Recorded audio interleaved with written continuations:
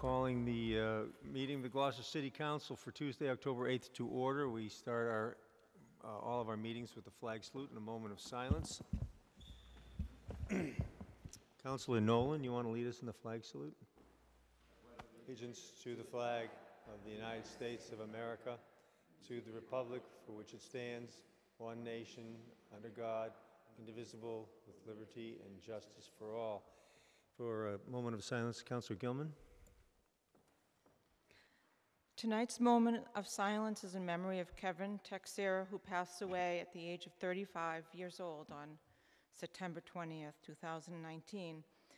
He was the only child of our school committee colleague and friend, Melissa Texera Prince. He was a graduate of Gloucester High School, class of 2002. In his youth, he played Pee-wee football for the St. Peter's Tigers and eventually quarterbacked the team to many city championships. At Gloucester High, he played both football and baseball.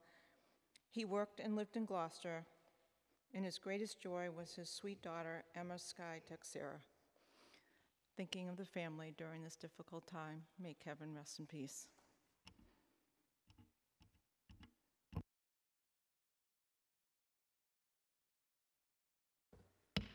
Thank you very much, Councilor Gilman.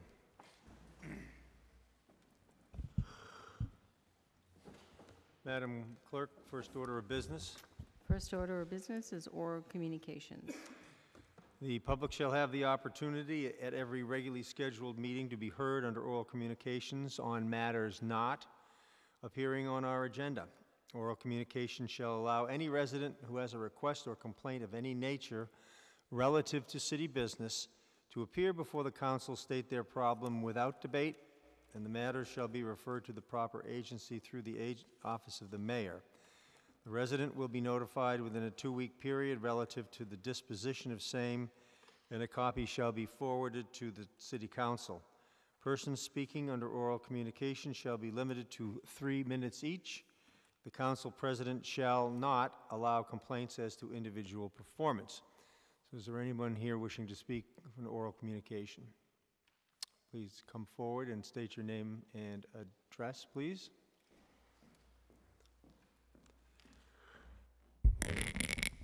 Linda McHarriston, excuse me, 16 Quarry Street. First of all, I want to thank you all again for your brave vote on the 116 East Main issue. Good evening, members of the City Council. The concern I present to you tonight regards language, the English language, as it is used and misused throughout public aspects of city government. As I've said before, what struck me most when I first began to take part in city matters was the sentence, "This is how we like to do it." Most often, this signaled a disregard for the statutes that exist to instruct appointed and elected officials regarding how it is to be done, according to not only your own city statutes, but those of the Commonwealth as well. Our small city is in something of an uproar from all corners because of this simple fact.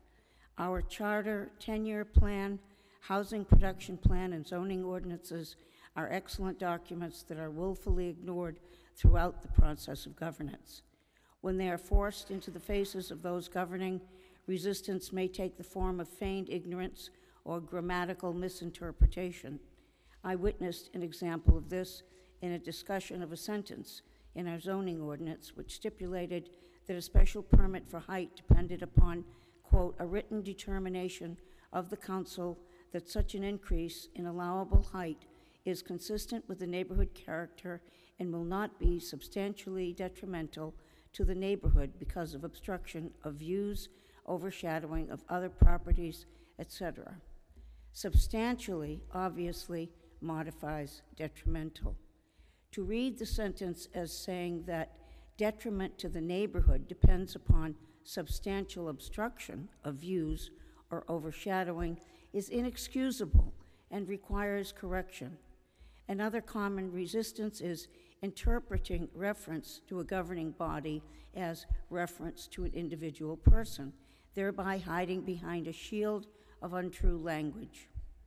2 weeks ago, a woman who had done her homework far better than the board she was addressing was shredded by that board, insulted, rebuffed, told to go away, told that what she brought was of no interest to them, and no one wanted to hear it. At that point, only one member of the board, Jamie O'Hara, honored the gravity of what was happening and demanded that the woman be heard, asserting that this governing body, this city, this state, this United States do not comprise dictatorship, but democracy, which rests on speech rights of the First Amendment.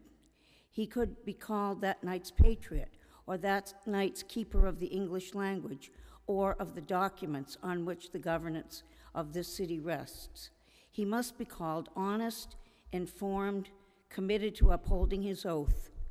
Jamie O'Hara, in the oldest kind of contest, stood for and with the people against entrenched interests that retain their power, as Adrienne Rich pointed out, with lies, secrets, and silence. Thank you.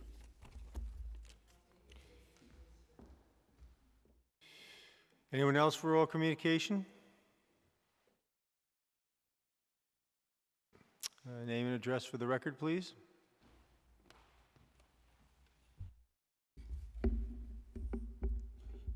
Good evening.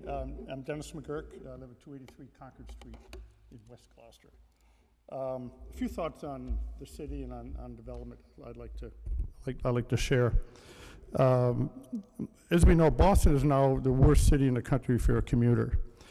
And is there any surprise that Gloucester has become a desirable place to live?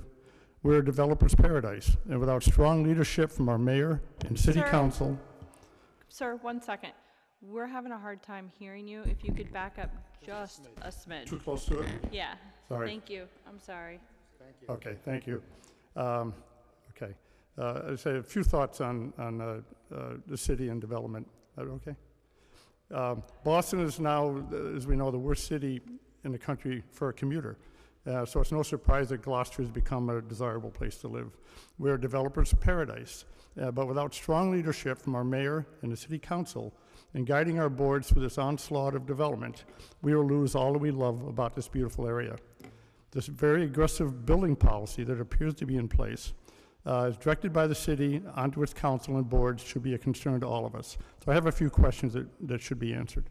Number one, a consistent argument for more building is that it will raise our tax revenues.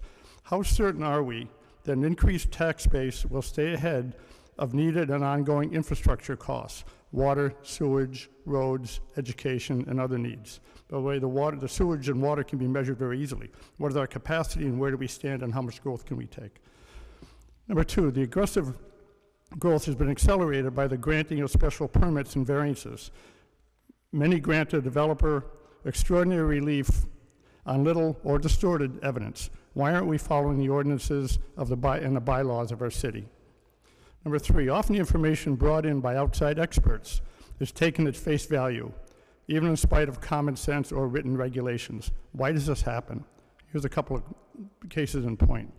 There are 200 apartment units, the YMCA, and more retail outlets that have been added to Gloucester Crossing have been approved. These latest additions will add a minimum of 1,500 more cars to the flow of the area in a 12-hour day. That's about 125 per hour. All right, those are my numbers, but if anybody figures it out, it's probably pretty close to that. Why would a retained traffic expert that was hired by the developer state that, quote, the project will not impact traffic? A development gotta go to this one here. A development of 12, developers proposed 12 cluster homes. God, I've never been accused of more bass. I like that. I'm sorry. A developer has proposed 12 cluster homes in a pristine wooded, ledged, and pond-filled area in Gloucester. The developer has redefined the meaning of a cluster development, and that has defied logic and regulations with stormwater and conservation plans that will require massive blasting of ledge. All the boards approved the project. And why would one member of the planning board praise this effort as, quote, noble work? A proposal for a marine storage building on Essex Avenue will require many exemptions. It calls for a 55-foot high building and a 30-foot high zone maximum area. It's a 44,000 square foot warehouse, which is 2 million square feet, and so it requires setbacks on two sides.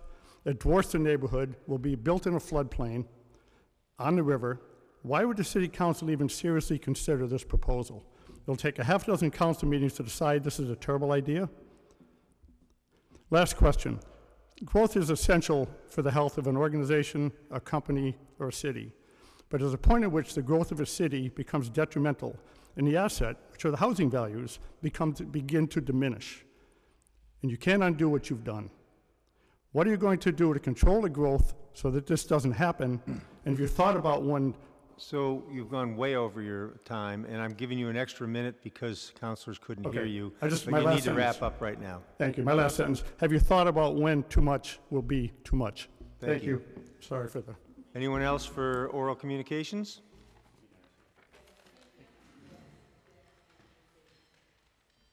Madam Clerk, next order of business.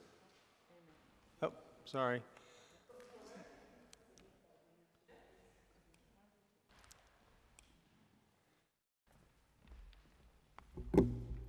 Name and address for the record, please. Sure. Patty Page, 3 Tidal Cove Way. Board's behaving badly. As a party to a proposed project that was destroyed in broad daylight due to an out-of-control, rogue, and overreaching process, I'm here to report this behavior is harmful to Gloucester residents. The economic impacts are many. The damage, the carnage, the wreckage that's been brought about by these actions is unnecessary and unproductive. It serves to discourage compliant and reasonable development through a series of actions that become so expensive projects are abandoned. This is not unique or an isolated instance. This example represents a fully compliant project put forward by property owners entitled to exercise their property rights. All parties, Gloucester residents, no boogeymen developer in the weeds. A Gloucester couple with every right to sell property and realize a monetary benefit from their asset class instead face devaluation of their property. Property held in a estate for the benefit of children, also with a right to sell, now have an asset they may no longer be able to maximize in value. Buyers, real estate brokers, all harmed by not realizing the benefit of this sale. Hundreds of thousands of dollars at stake to be realized by a sale. The parties took all the right steps, hired attorneys, brokers, engineers, surveyors, wetland experts, and others. Tens of thousands of dollars invested. Contracts in place, Board of Health approvals in place. This is a go. No variance, no special permit, or other zoning or building code deviations required. The message by the city was immediate. City Council filed an order to close a public road. City department heads seemed unwilling to work with applicants and their experts towards any resolution. City departments and boards behaved without limits as to relevant content. Boards taking unreasonable positions on ministerial actions. Approval not required is just that, a prescribed procedure without decision or judgment. City officials acting as agents and proxies for resident opposition who lie in the shadows. These actions serve to expropriate privately owned land. Who is the benefit? What does this benefit? Who's harmed? More importantly, who is served by these actions and resulting outcomes? Gloucester's economically depressed. How much tax-reduced and tax-free land can residents support? We want fair and lawful treatment. We want fair and lawful decision-making by our boards. We want our positions listened to when we raise issues that do not pass the smell test. We want accountability. Thank you. Thank you. Anyone else for oral communication?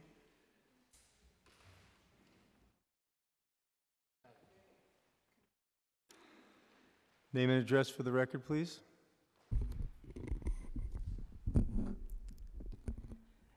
Good evening, Shabbat Shalom. My name is Mary Lou Tierney, 5 Hesper Circle. I looked up the definition of oral communications and found this. Oral communication is the process of verbally transmitting information and ideas from one individual or group to another. For the last 20 years, I have led the vision, strategy, and implementation of innovative solutions for multinational companies across industries. These new ways of thinking and doing have delivered best-in-class products, services, and systems that resulted in process improvement, marketplace advantage, and operational excellence. My expertise is in system dynamics, systems thinking, service blueprinting, and design. These disciplines take a very holistic approach at looking at situations, and they recognize that everything and every decision is connected.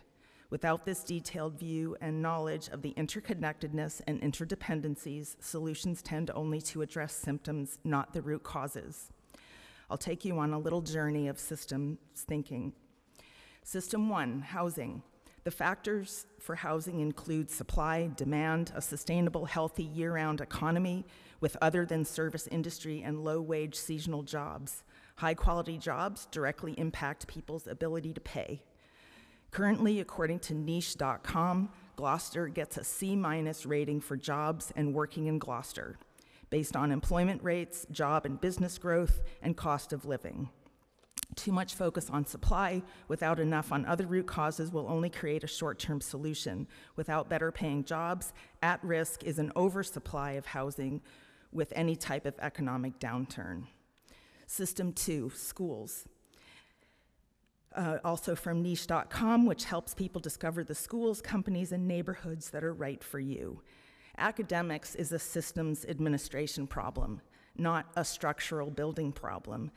Today, no elementary school in Gloucester scores above a B for academics. O'Malley scores a C+ for academics. The high school administration scores a C. Companies offering living wage jobs will not be attracted to an area or region that is not producing a critical mass of educated residents to supply a quality workforce. Another example is traffic. Last night at the Council at Large debate, there was discussion about using increased number of police to manage summer traffic problems. Traffic is a symptom of a combination of geographical limitations to infrastructure, planning and lack thereof, public transport, and density, an overpopulation of people in an area that infrastructure cannot support. My invitation and request is, I looked on the website today, and today there are 40 boards and commissions on the website. I propose that taking a fresh look at how these commissions and boards could be more simply looked at systematically and reduce that would help put a focus on the residents who are here today and not the shiny objects of uncontrollable, unsustainable growth for the future. My second request is that I have previously presented at oral communications, once on September 10th and once on September 24th. According to the guidelines, I must be provided with a response within 2 weeks, and in neither case have I received any notification or response. Thank you. Thank you. Anyone else for oral communication?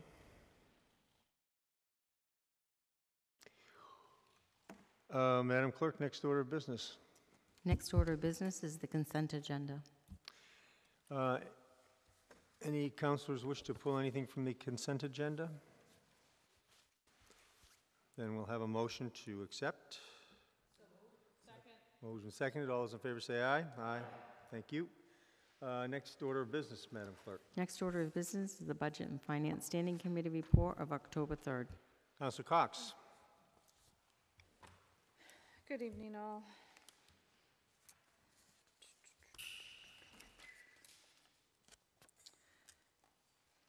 Budget and Finance voted unanimously to recommend the City Council accept Mass General Law, Chapter 44, Section 53A, a state grant from the Massachusetts Department of Massachusetts Executive Office of Public Safety and Security, State 911 Department, a fiscal 20 State 911 Department of Medical Emergency Dispatch Grant for $45,340.29. The grant period is from September 10th, 2019 through June 30th, 2020. There is no local match for this grant, and I so move. And I so second. Moved and seconded. Any commentary? Standard grant. Okay. This is a simple majority. All those in favor say aye. Aye.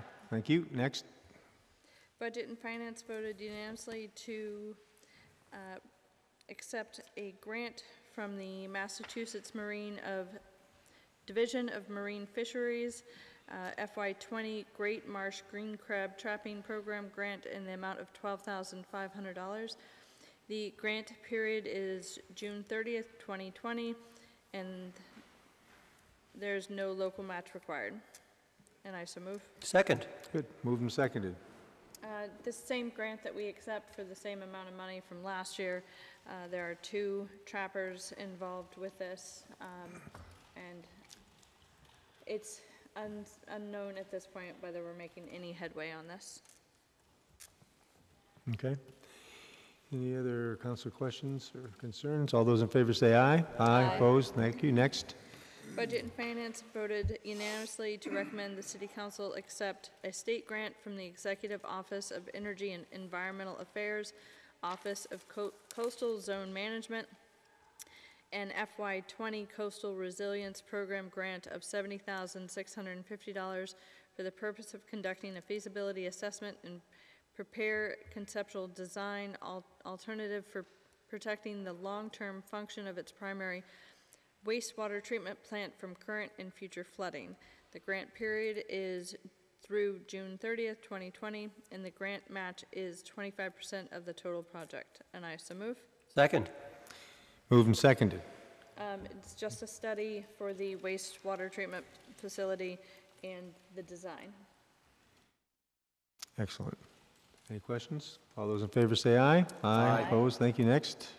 Budget and Finance voted unanimously to recommend the City Council appropriate $35,000 for an affordable housing project as recommended by the Affordable Housing Trust Committee for a Harbor Light Community Partners owned affordable housing unit at 10 Haven Terrace in Gloucester from Fund 8217 Affordable Housing Trust.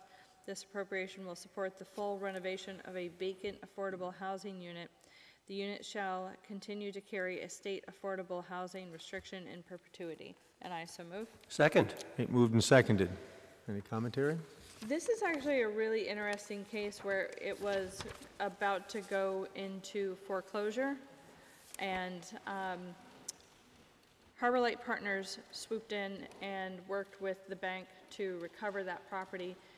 Had it been foreclosed upon, we would have lost that housing restriction, and it could have been sold at full market price.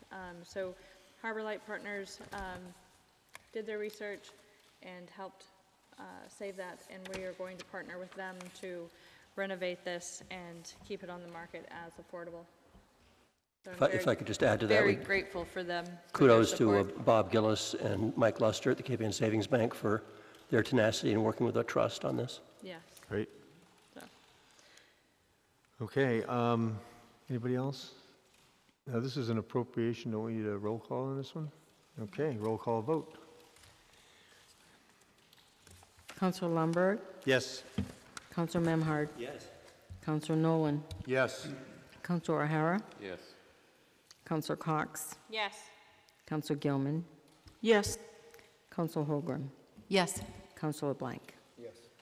City Council motion for supplemental appropriation 2020 SA4 passes on a vote of 8 in favor and 1 absent and 0 opposed. Thank you. Next, Councilor Cox.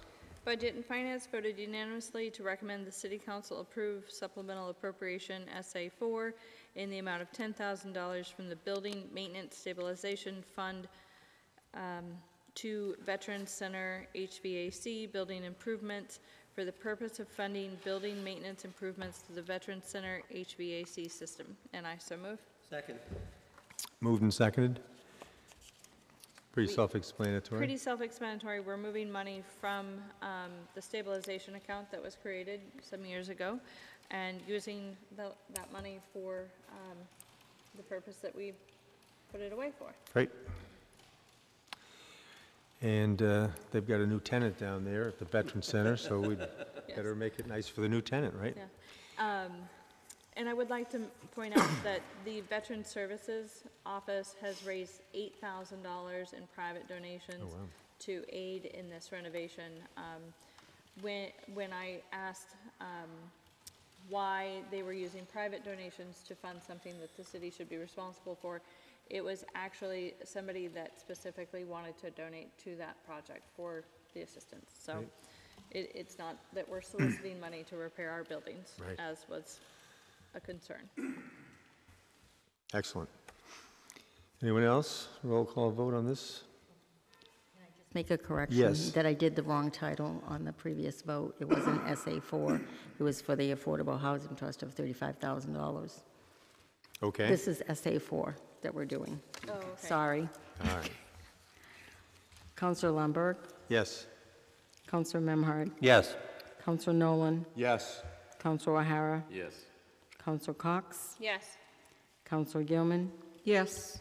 Counselor Holgram, Yes. and Counselor LeBlanc. Yes. Okay, so the City Council motion for supplemental appropriation 2020 SA4 passes on a vote of 8 in favor, 0 opposed, and 1 absent. Thank you. Councilor Cox, again.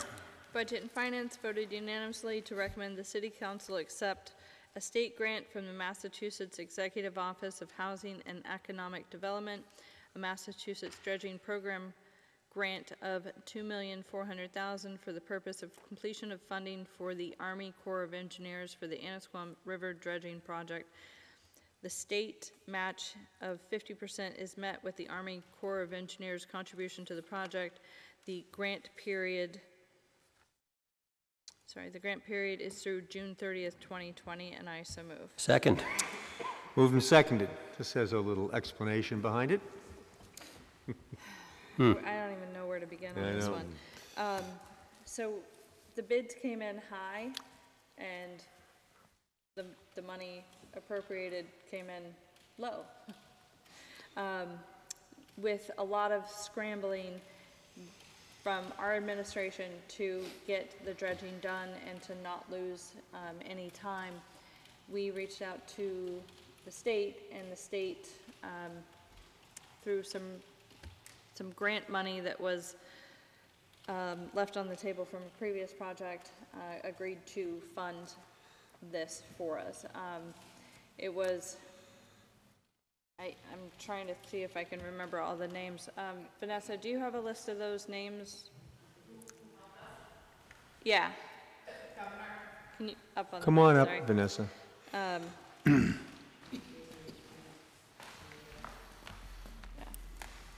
Hi. Governor Baker, Lieutenant Governor Polito, Bruce Tarr, Senator Tarr, Representative Ann Margaret Ferrante helped us push this forward to get the grant so that we now have the money to start the dredging project. As well as our federal sponsors, including Congressman South Moulton. Yeah. Yep. Moulton, was Markey in on? They helped, but this was really a state initiative, so this was really led by the governor and Senator Tarr to help us get these funds. Our federal delegation, obviously, were helping in the background, pushing for their support for these state funds. So we're just a pass-through. Right. The money's coming from the state, coming into our account, and going directly out to the Army Corps. Fed for this project. Army Corps of Engineers. Yeah. I think let me go back to my notes, sorry. Somewhere. The initial bids came in at 13.2, 11.1, and even with the lowest bid and slightly modified dredging, came in at 8.1.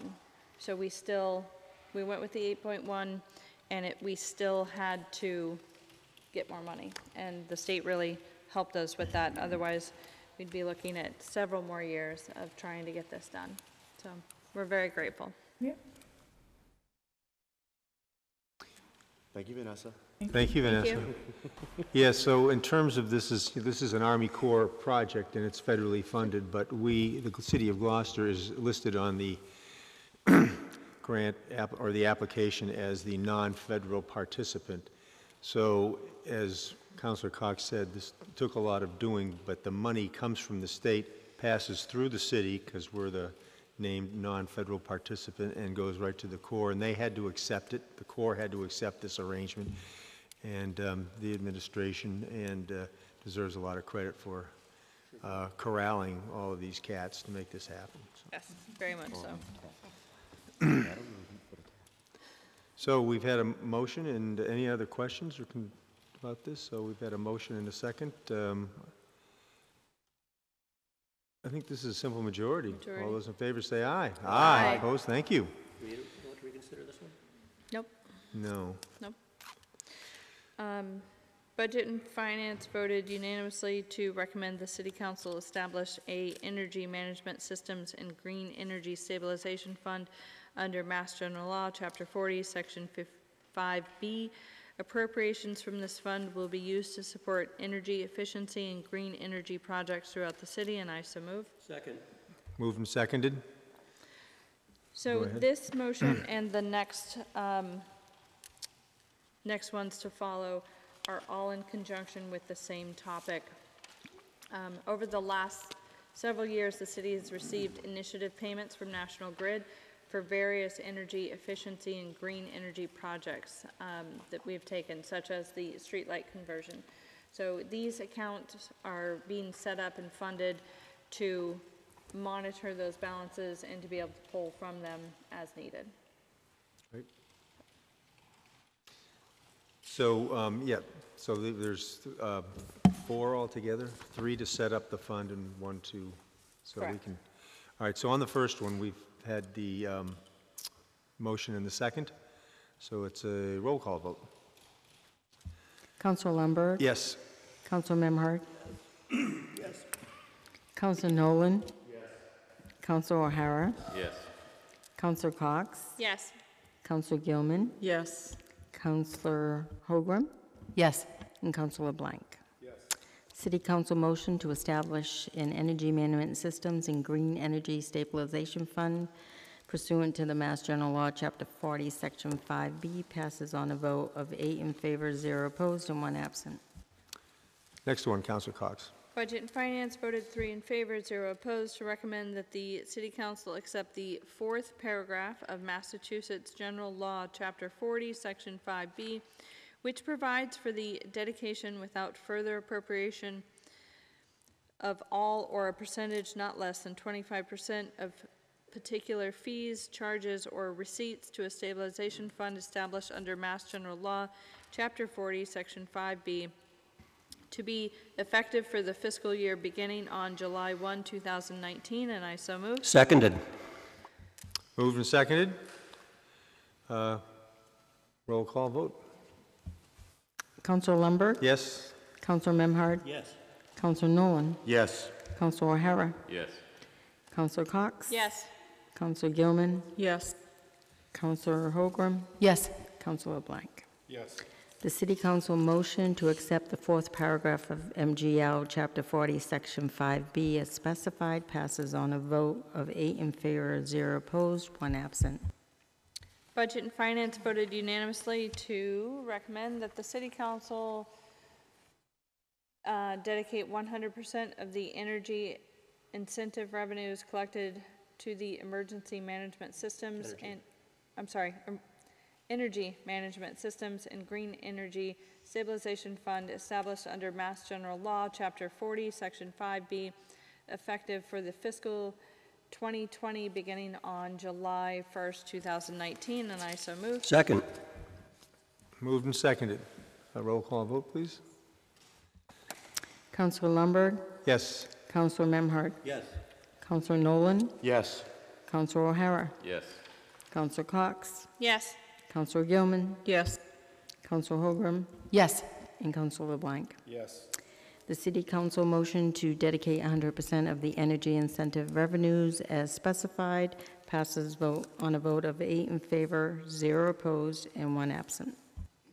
Budget and Finance voted unanimously to recommend that the City Council approve supplemental appropriation 2020 SA5 in the amount of $81,500 from the Energy Management Systems and Green Energy Stabilization Fund undesignated fund balance to Department of Energy Resources, GHS grant account for the purpose of funding a match for the DOR grant for energy efficiency work done at Gloucester High, and I so move. Second.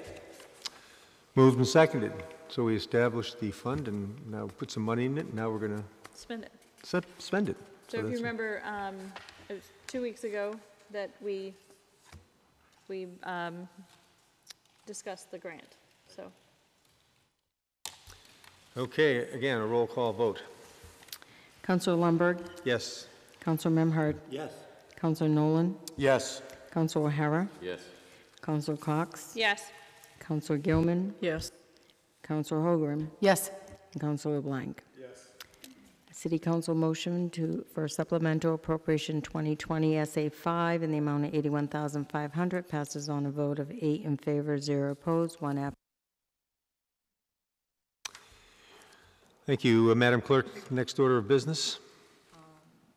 Just want to mention that the Ordinances Administration and the P&D Standing Committee did not meet last week. So the first scheduled public hearing is Public Hearing 2019-052, CPC off-cycle recommendation to appropriate up to $20,000 for the purpose of the State Fort Park Advisory Committee and the Gloucester Public Works Department to conduct an architectural design plan of the landscape project for pathways connecting the Fort area and the Visitor Center at Stage 4 Park. Great, we'll open the public hearing and asking anyone to speak in favor.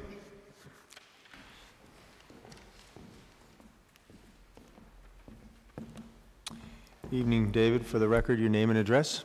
David Dow, Chair of the State Fort Park Advisory Committee, 12 Essex Street, Gloucester, Mass.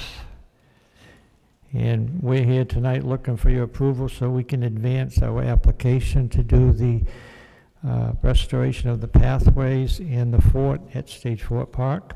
It's the beginning of the whole thing for the 2024 park. So looking forward to that and be glad to answer any questions you might have. Thank you. Any councilor questions for Mr. Dow? There are 2 cannons missing, yes. Yeah, you are? What is that? I heard about that. I don't think that's on the agenda, but we have begun restoring 2 of the cannons, and I am in possession of them and diligently working to get that part of it done. We'll be back before you for that shortly. But tonight we want to get the landscape design finished or started, and we're really excited we can finally reach this point where something can happen towards getting the park a little bit better. Right. So with your help and our plans, we can do it. Great. So, any questions? Other questions? Thank you very much, David. Thank you for your support. Anyone else to speak in favor? Anyone to speak in opposition? Any communications, Madam Clerk? There are none. Any council questions other than the ones we just asked? Okay. Then I'll close the public hearing and call for the committee report. Councilor Cox? Budget and Finance voted 2 in favor, 1 absent, to recommend the City Council appropriate up to $20,000 from the Community Preservation Act funds as recommended by the Community Preservation Committee to provide off-cycle funding for the purpose of the Stage Fort Park Advisory Committee and the Gloucester Public Works Department to conduct an architectural design plan of the landscape project for pathways connecting the fort area and the visitor center at Stage Fort Park. The appropriation will be allocated to the open space and recreation category and be funded by up to $20,000 from the Open Space and Recreation Reserves in Fund 4510. The project will be tracked in the Community Preservation Fund Open Space and Recreation Capital Projects Fund 5719, and I so move. Second. Moved and seconded. So floor is open for any discussion on this. I will just say that this is a really good start to our preparations for the 400th in Stage Fort Park, and we appreciate the work of the Stage Fort Park Advisory Committee and the administration to doing this in this methodical way, and these are the kind of things that add up to what's going to be a tremendous park, so I'll be voting for it. Councilor Nolan?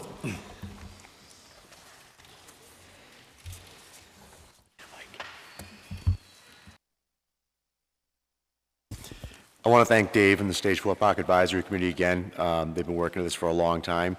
It's not often that they get to come up here and have some positive stuff going for them.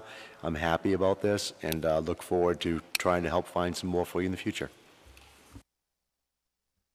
Councilor Gilman? I had the privilege of having our 1.5 and 2.5-year-old nephews with us for the weekend, and we spent almost the entire day on Sunday at Stage 4 Park. And I saw the park from a kid's lens because I was on every single path and every single part of the playground and sat out on the rocks overlooking the harbor and saw the 2 missing cannons at the end and had to try to explain where they were. I think I did an okay job, but it's just it's incredibly wonderful spot, and it's impressive to people that live here, and it was also impressive to my nephew and niece from Pittsburgh, and their kids were just delighted. So I will be supporting this, and I also thank the Stage 4 Park Advisory Commission for all your hard work. Thank you. Anyone else? Okay, this will be a roll call vote. Councilor Lundberg? Yes. Councilor Memhard? Yes. Councilor Nolan? Yes. Councilor O'Hara? Yes. Councilor Cox? Yes. Councilor Gilman? Yes. Councilor Holgram? Yes. Councilor Blank? Yes. City Council motion for an CPC off-cycle recommendation to appropriate $20,000 for the purpose specified passes on a vote of 8 in favor, 0 opposed, and 1 absent. Great. Thank you very much. Madam Clerk, next order of business. Next order of business is public hearing 2019-040 to amend Gloucester Code of Ordinances, Chapter 11, Section 1110F, Special Events, Transient Vendors, and Parades by adding the following sentence. Further, the Special Events Advisory Committee and/or Licensing Commission shall refer all special events parade requests that involve the use of Stage 4 of Stacy Boulevard or Stage 4 Park to the City Council for final approval. So I'll open the public hearing, and because this is my proposal, I'll just say before I offer a motion to withdraw it that, we've been talking about the park for a long time now, certainly over a year, in terms of getting the park ready for the 400th. And during all these conversations over the year, I've become persuaded that we have a good system in place for public input into what needs to be done to the park, and things like this prove that to be the case. And I know that all councilors who will be continuing on the council in the next term will be vigilant and mindful of the specialness of Stage 4 Park. So with that, I am going to propose a motion that to withdraw City Council 2019-014 to amend GCO Chapter 11, Section 1110F, quote, Special Events, Transient Vendors, Parades, by adding the following sentence, quote, further the Special Events Committee And Licensing Commission shall refer all special events parades that involve the use of Stacy Boulevard and Stage 4 Park to the council for final approval, end quote, without prejudice.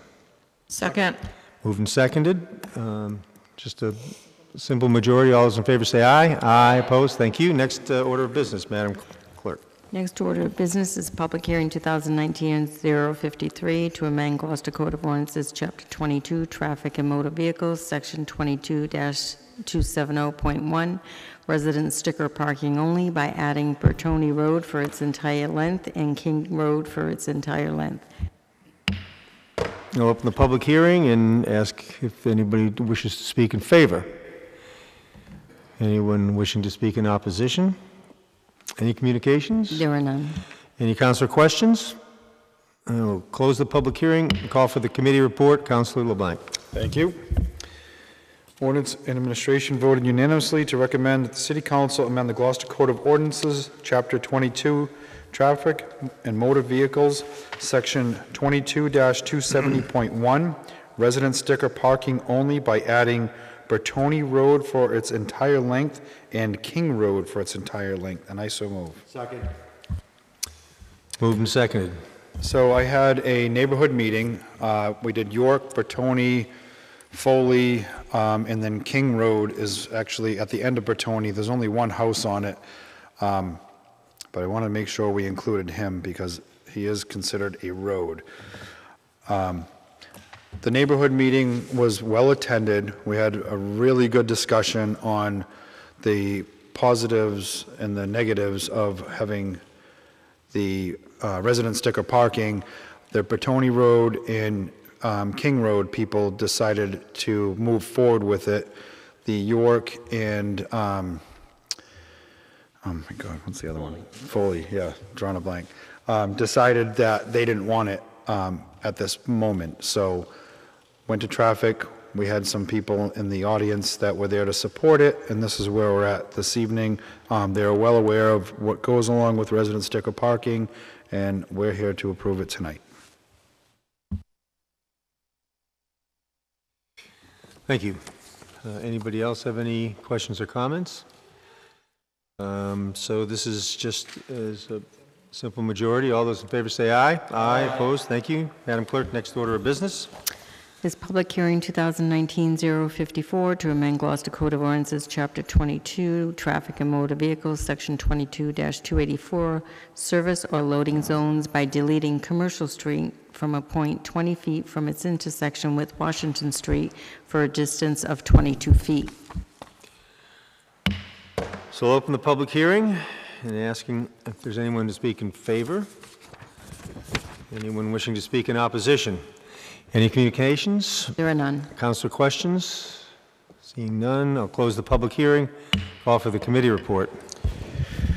Ordinance and Administration voted unanimously to recommend that the City Council amend the Gloucester Code of Ordinances, Chapter 22, Traffic and Motor Vehicles, Section 22-284, service or loading zones by deleting Commercial Street from a point of 20 feet from its intersection with Washington Street for a distance of 22 feet, and I so move. Second.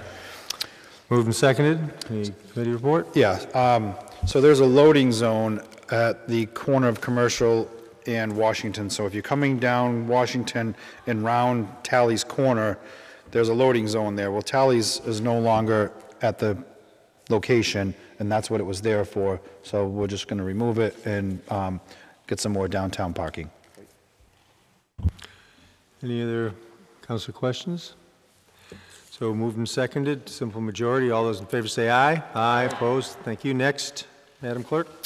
Public hearing 2019-055 to amend Gloucester Code of Ordinances, Chapter 9, Trash, Recycling, and Litter, Section 9-8, littering prohibited by adding a new subsection F regarding prohibition on putting items on city-owned streets, sidewalks, and curbs for free or otherwise on days other than the specified collection days or in areas other than the fronting areas other than the fronting property unless there is a scheduled pickup from a licensed hauler or donation facility. Property owners are subject to fines up to $250 per offense, and individuals are subject to fines up to $300 per offense. From the public hearing, anyone wishing to speak in favor? Anyone wishing to speak in opposition? Any communications? There are none. Any council questions? I'll close the public hearing. Ask for the committee report. All righty. Ordinance and Administration voted unanimously to recommend that the City Council amend the Gloucester Code of Ordinances, Chapter 9, Trash, Recycling, and Litter, Section 9-8, Littering Prohibited, by adding a new subsection F as follows. Subsection F. No person shall place items on the city-owned streets, sidewalks, or curbs for, quotations, free, or otherwise on any days other than the specified collection day, or in areas other than that fronting a property unless there is a scheduled pickup from a licensed hauler or donation facility. Property owners are subject to fines of $250 per offense. Individuals are subject to fines of up to $300 per offense, and I so move. Moved and seconded. So what's the story here? So the story here is if you drive around town, you see all this garbage on our streets that people don't want in their homes, and they put it out on the sidewalk with a free sign. So just because they think they put it out on the street with a free sign, that it's no longer their property. So it sits there for weeks and weeks and weeks. So the point, I reached out to Mike, I talked to him before I put this in. He thought it was an excellent idea because right now he has no authority to go through and fine and you know, this gives him a little bit of teeth. So it also holds the homeowner accountable or the landlord accountable for the tenants putting things out on the curb. You can still put it on your property as long as it's on your property, but you can't put it on the sidewalk, or if you don't have a sidewalk, the street or the frontage where the city owns. I think it's just, it looks bad for the city. We have couches. I drove around today, I seen several couches, entertainment centers, heating lamps. I talked to Val a couple weeks ago. There were 2 heat lamps, so you probably seen them. They sat there for a month. Yeah. It's pretty bad. So we're trying to clean up the town, you know, and I think with this, it's a start. Yeah, the city. It's a start, and it's a good way to go with deterring people from putting their junk on the street and disclaiming ownership. Thank you. Well, I will say that I'm very pleased to see this and commend you guys for setting this up, because that is a real issue. It's all over the place, and and those 2 space heaters or outdoor heaters, whatever they were, stood there like lost lighthouses there on that sidewalk. But this is really good, and so I'll be voting in favor of this. Anybody else? Councilor Gilman and Councilor O'Hara. I'm definitely going to vote in favor, but I do have one question. Sure. How are we going to communicate this to our constituents? I mean, this is a huge fine, and I guess I'm thinking a third of the people read the Gloucester Daily, few people are on the city website. I mean, what are your thoughts on how we can make sure people are aware that this is coming? Because by habit, it's happening constantly. Right. And so we had a brief discussion at O&A about this, and I think the best way to go about this, the same with any ordinance that we pass like this, is you get a talking to first. You know, you got to get it off the sidewalk, or you're going to get a fine. I think we all have social media pages that we can put it out there. I think a quick call to the Times, put it on our city website. There's a few different things we can do, but I think the first time somebody gets a fine, it's going to spread like wildfire, just like at the beaches when somebody gets hit with the fine for an off day, and it goes throughout the community. So it's going to be social media, city website, newspaper, word of mouth. It'll get out there. But I think we need to be vigilant in letting our constituents know that if something's out there, you know, this is a new ordinance, that it shouldn't be out there. So it's going to take how does the saying go? It takes a village to raise an ordinance. Yes, well, Councilor O'Hara would be next, and then Councilor Cox. Okay. Councilor Cox? I don't know how this happened, but I got sucked into being an admin for a yard sale page for the city of Gloucester. There were several of us, but I think I'm the last one. I actually monitor 3 pages as admin. So it's important that we share that on those sites and get people interested in that conversation. I did share it when it was initially proposed. There was a good bit of conversation on it, but all positive. You know, people were saying, well, can we leave it on our property and put a free sign? And I'm like, absolutely. So there's been some discussion already. I think there's always going to be that handful of people that we just can't reach through social media or the paper, Good Morning Gloucester, anything like that. It's just going to take an occurrence for it to be communicated. So I think with social media that we all have the opportunity to be champions on this. So. Anyone else? I think that's right. I think that the word will get out and we'll all do our part, and it'll become known that that's the new way. Okay, this is just a simple majority. All those in favor say aye. Aye. Opposed? Thank you. Next, order of business. Next order of business is for council vote, the warrant for the municipal election on November 5th, 2019. Okay. That would be me. Okay, Councilor Blanch, you're busy tonight. I move that we approve the warrant for the city election to be held November 5th, 2019. So moved. Moved and seconded. I already moved Simple majority. We all know what this means. All those in favor say aye. Aye. Opposed? Thank you. Next item, Madam Clerk. Next item is the decision to adopt Special City Council Permit -006, East Main Street, number 116, map 59, lot 53, Gloucester zoning ordinance, section 2.3.18 and 1.8 for conversion to 8-unit residential dwellings, section 3.2.2, footnote E, distance between principal buildings, section 3.2.2, footnote A, minimum lot area per dwelling unit, section 3.2.2, footnote A, minimum open space per dwelling unit. Thank you. Councilor Gilman, you want to make the motion? Move to adopt. Moved and seconded. Roll call. This is a roll call, so go ahead, call the roll. Councilor Lundberg. Yes. Councilor Memhard. Yes. Councilor Nolan. Yes. Councilor O'Hara. Yes. Councilor Cox. Yes. Councilor Gilman. Yes. Councilor Holgram. Yes. Councilor Blank. City Council motion for the decision to adopt Special City Council Permit 2019-006 passes on a vote of 8 in favor, 0 opposed, 1 absent. Thank you. And one more decision to adopt. Decision to adopt Special City Council Permit 2019-007, Gloucester Crossing Road, number 7, map 43, lot 5, Schoolhouse Road, number 2 and number 4, map 262, lots 37 and 14 for the modification of Special City Council Permit 2017-012 and Special Council Permit 2019-002 for the modification of square footage of the YMCA building resulting in additional green space on the north side of the building according to plans submitted in accordance with Gloucester zoning ordinance sections 1.5, 13, 5.29, 5.75, 5.7.5 and 1.8.3.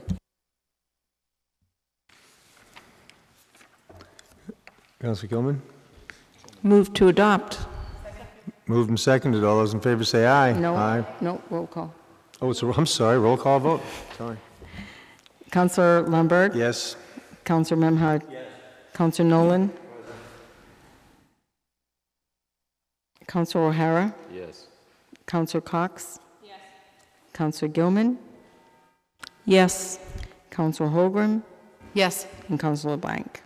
City Council motion for the decision to adopt Special City Council Permit 2019-007 passes on a vote of 7 in favor, 0 opposed, 1 absent, and 1 present. Thank you. Madam Clerk, next order of business. Order of business is other business, informational discussion regarding City Council Rule 2 in City Charter Section 2-6. So I put this on just for a quick discussion about Rule 2, which is our oral communications rule, or that part of Rule 2, which is about oral communications, to just raise the issue with the council. At our last meeting, we had a person using oral communication, and the council president, in his judgment, thought that they were complaining about individual performance, and so ruled. The rule says the council president shall not allow complaints as to individual performance. So once the chair rules on something like that, that's it, unless the councilors wish to challenge the ruling of the chair, and that's the proper procedure. We should have done that. There was a lot of ad hoc comments from councilors, and I understand that we've never really had this before us, and you know, you do the best you can under the circumstances, but if there was any councilors who thought that the chair had overstepped the rule, then you call that question, and then we debate it among ourselves. Councilor Holmgren? So there must be language related to how exactly to overrule the president, right? I mean, parliamentary-wise. I think that's important for all of us to get under our belts for the future. Sure. Thank you. And that's, yes. Councilor Cox? I think saying point of order for anybody that wanted to rebut your decision, it wasn't your decision that I had a problem with. It was the words that were said afterwards. And you were making the decision as city council president. However, I think the ad lib problem part of it is what created the problem. So just, I mean, sure. I'm happy to That's discuss fine. that off mic, but that was my initial. Right, and the point of the rule, of course, is that we, as a council in public hearing, are not going to entertain complaints against individual performance. So how we handle that, you know, takes a little ad-libbing, and that was the first time I did it, so I'm willing to stand corrected. But the point is, the rule is there, and councilors should be aware of it, and you have to, and I won't be the chair next year, somebody else will, so you have to solve this issue, and I hope it doesn't come up again. To make everybody aware. Good, okay. The other thing I put on here was City Charter, Section 2.6, so one thing I did say during the presentation by that was that person could submit in writing their statement, which she did. In that statement, she requests that the City Council, under the Charter, Section 2.2-6, utilize its powers to investigate a multi-member body, i.e., I guess the zoning board. That's up to the council to decide. That takes a 2/3 vote, and it also takes some councilor to introduce a order to request to do that. So I just raised that. I circulated the submission that was given to the city clerk by Ms. Tierney, and everybody's read it, so everybody knows what her request is, and the councilors can decide to do what they want. We will provide an answer in writing, but if a councilor wishes to follow 2.6, they can do that. That's what they have to do, a order, and then it takes a 2/3 vote. Councilor Cox. At the beginning of the meeting, when you read the rules and regulations regarding oral communications, does it specifically say that we are not the responding body, that it's the administration that responds? Yes, it does, and that probably needs some So I don't agree with the process that we tell people to come and vent to us, but we can individually respond to them by reaching out to anybody for oral communication, but it's not us that have the official response, and I find that extremely frustrating.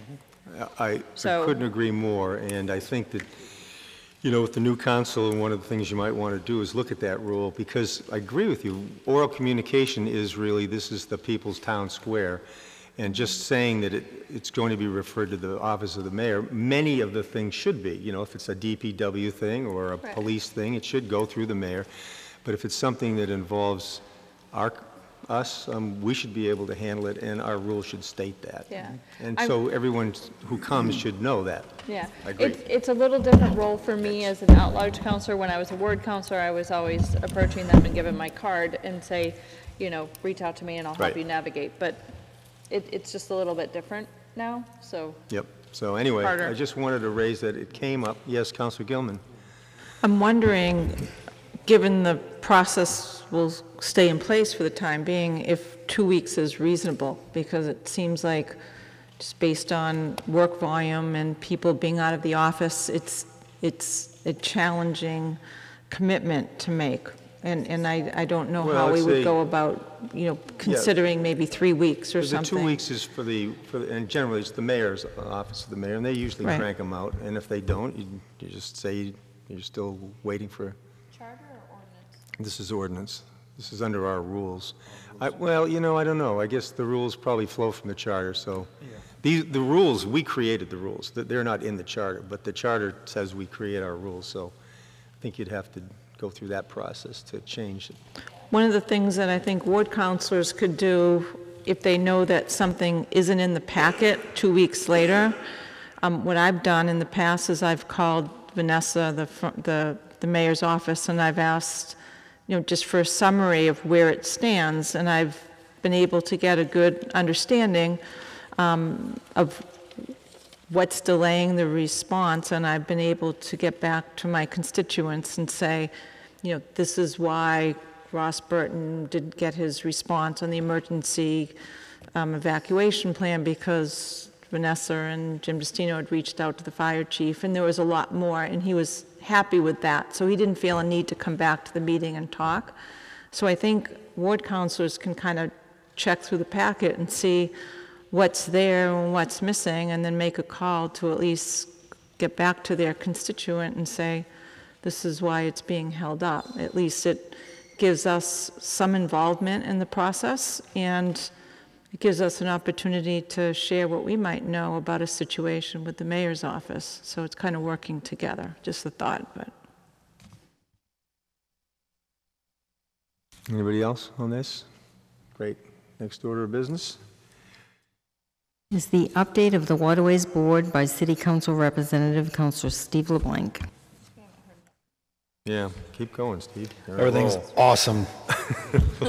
So we know that we got the memo that the harbor master is going to be working out, not at the harbor master's office anymore, but it will be used business as, for now, while the harbor master's office is being updated, but it'll be city business as usual.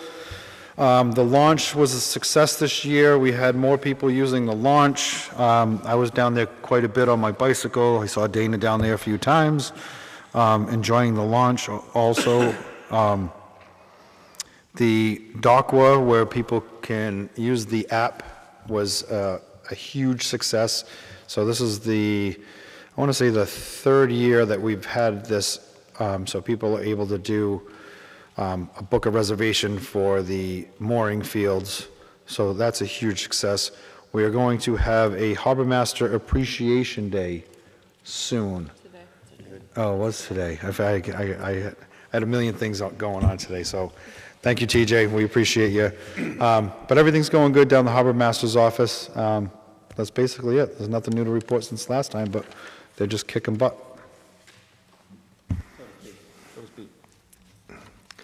Thank you, Counselor. Okay, the last order of business. Councilor's request to the mayor. So, Counselor Gilman, you want to start?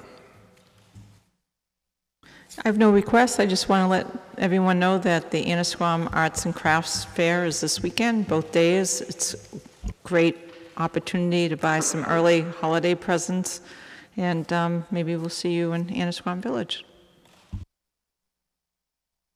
Counselor O'Hara? Thank you. I just want to thank the administration, John Dunn, for what was in the Gloucester Times, a AA rating. That's great news. Also, we're coming into autumn and soon to be winter.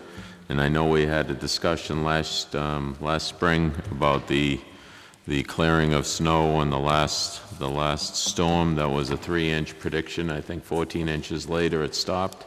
No one shoveled their snow. Obviously it was springtime, but it's we're coming to that time where we're going to be facing the same dilemma. I think the mayor's office had some suggestions of programs that could be, so possibly we could ask the administration for a plan. Snow plan? To help particularly the senior citizens that have sidewalks in front of their homes. Thank you. Thank you. Councilor Holmgren? Yes, on October 18th through 19th, Councilor Cox and I are going to be doing the Cape Ann Animal Aid fundraiser Night Without a Family. So we will be pretending to be sheltered dogs. Are you going to be a dog too or a cat?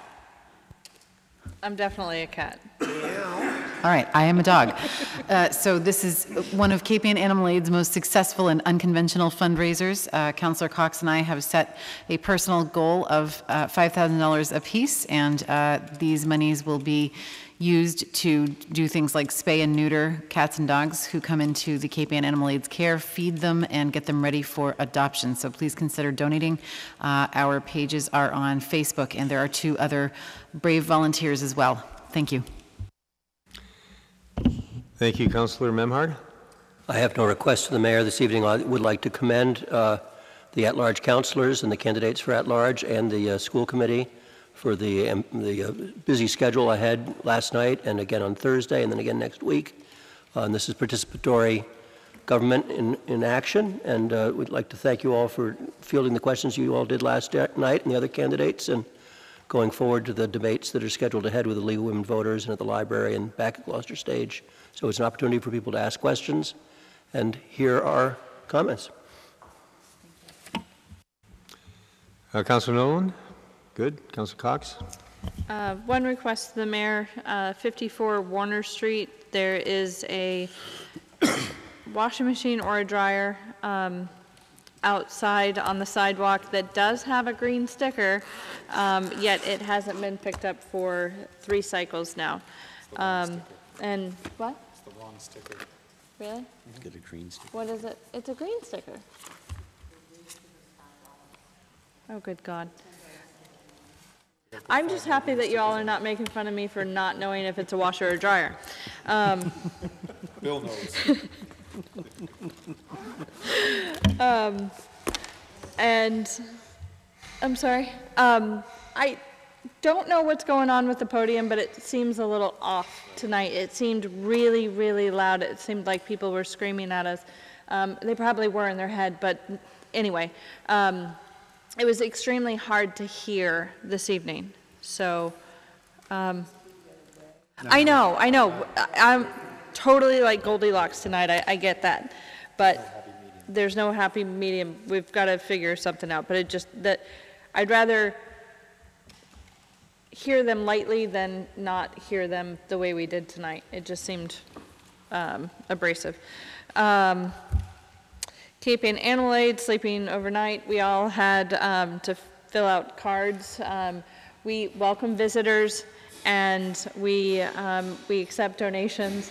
I think my cage card said that I only bite when I'm provoked, and I enjoy snacks. So please feel free to come by and feed us, and of course take pictures. Where are you guys physically going to be? In a kennel. Where? At the Cape Ann Animal Aid.